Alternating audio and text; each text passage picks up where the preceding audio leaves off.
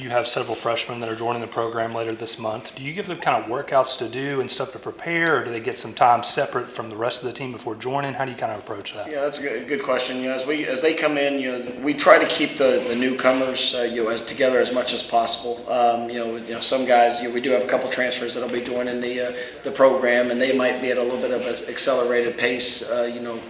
Just because of kind of the background, there will still be some things that we help transition them into the workload, into things that we ask our guys to do. But I think more than anything, with Coach Storms and his staff, it's building that foundation, but it's also the relationships. And as much as those guys can be together, going through some of the challenging workouts, being able to start understanding the importance of supporting each other through that, I think it really does wonders for them in that first summer, and really helps them along. And even with some of the guys that were here in January that have the kind of foundation set, it allows them to kind of help be leaders and bringing guys along with what those workouts hold. You kind of touched on it there a little bit, but speaking on those early enrollees, just what kind of have they showed you and what stood out about them in the spring? It's a really impressive group, and the mindset, the approach, the way they come to work. A lot of guys in that group that I do expect to be able to make an early impact, whatever capacity that is. Is still that's what the summer and fall camp is all for. But really excited about the guys we brought in, and more than anything else, they have the right mindset, and you definitely we're the right fit for Florida State.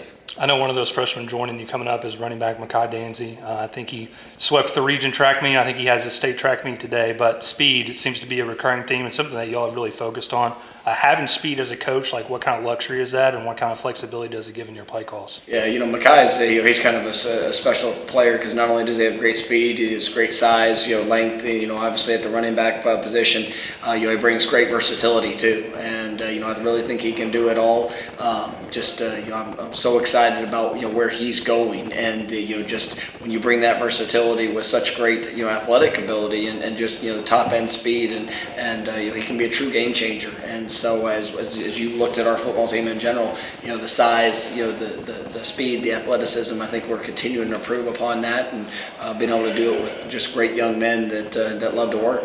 I think you had 7 defensive players get drafted, if I'm not mistaken. So losing those guys, you lose some chemistry, you lose some communication. Have you seen other leaders emerge, and kind of how do you replace those guys? Yeah, when you look at our defense even a year ago, we played about 24 guys defensively. And, like the defensive front, you have a Jared Verse, you have a Braden Fisk, Fabian Lovett, all guys that, now have NFL careers in front of them. But, when you look at the guys that are returning, and whether it's Josh Farmer, Daryl Jackson, Pat Payton, those 3 guys are all conference, All-American type players, and then you're able to bring in Sione, Marvin Jones. Guys that are going to be great contributors and do have experience. But then you see the growth of some of the younger players, whether it's a Byron Turner, an Aaron Hester, guys in Daniel Lyons, Grady Kelly joining the program, young man here from the Panhandle.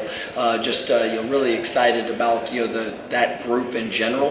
And then you look at the linebacker position. DJ Lundy technically has not been a starter, but he's played so much football over the last 3-4 years, and what he's going to be. I think he's going to be one of the best linebackers in the country. And same thing like Azari Thomas. He's our 3rd corner last year, played so much football, but now it's his time to take that next step, and I think he'll be one of the top corners in the country. And that's the fun progression as a coach. And so guys that have experience, but now they're really emerging in new roles. Last question I have for you, how exciting is it to have a full season with Daryl Jackson? What are you most looking forward to? Yeah, I think Daryl is really put himself in a position to have a great year because of how he approached the challenge and the adversity of what last year presented for him.